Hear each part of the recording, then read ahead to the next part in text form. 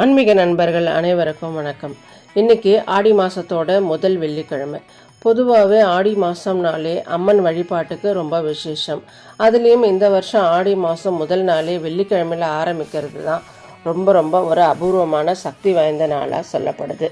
இன்றைக்கி நாம் வீட்டிலேயே ரொம்ப எளிமையாக அம்மனை எப்படி வரவேற்று நம்ம வேண்டுதல்களை நிறைவேற்றிக்கலாம்னு தான் பார்க்க போகிறோம். ஸ்கிப் பண்ணாமல் முழுசாக பாருங்கள்.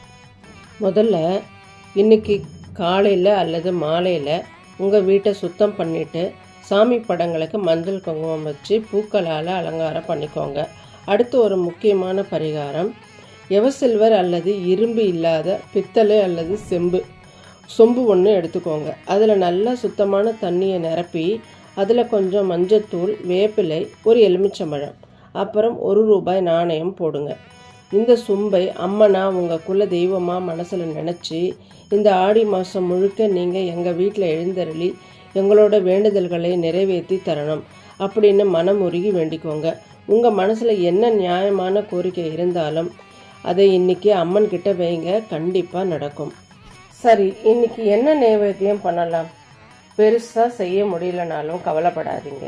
உங்கள் வீட்டில் இலை போட்டு படைக்கிற வழக்கம் இருந்தால் சாம்பார், கூட்டு, கூழ், துள்ளு மாவு படைக்கலாம். அப்படி இல்லாதவங்க ரொம்ப எளிமையாக சக்கரை பொங்கல் செய்யலாம். அதுவும் முடியலையா, கவலையே படாதீங்க. 2 வாழைப்பழம், ஒரு வெற்றிலை பாக்கு வச்சு சாமி கும்பிடலாம். அல்லது காய்ச்சின பாலில் நாட்டு சர்க்கரை கலந்து கூட நீங்கள் அன்போடு படைக்கலாம். அம்மன் பார்க்கறது நம்ம பக்தியை மட்டும்தான். இதே போல் இன்றைக்கி சாயங்காலம் வீட்டில் இருக்கிற திருவிளக்கு இருக்கு இல்லையா, அதுக்கு மஞ்சள் குங்குமம் வச்சு பூக்களால் அலங்காரம் பண்ணி குங்குமத்தால் அர்ச்சனை செய்யுங்க. விளக்கில் அம்மன் எழுந்தருளி இருக்கிறதா நினச்சி உங்களுக்கு தெரிஞ்ச அம்மன் மந்திரங்கள் அல்லது அபிராமி அந்தாதி படித்து வழிபடுறது ரொம்ப நல்லது. இந்த வருஷம் ஆடி மாதத்தில் மொத்தம் 5 வெள்ளிக்கிழமைகள் வருது. அதில் இந்த வெள்ளிக்கிழமை வழிபாட்டை தவற விடாதீங்க.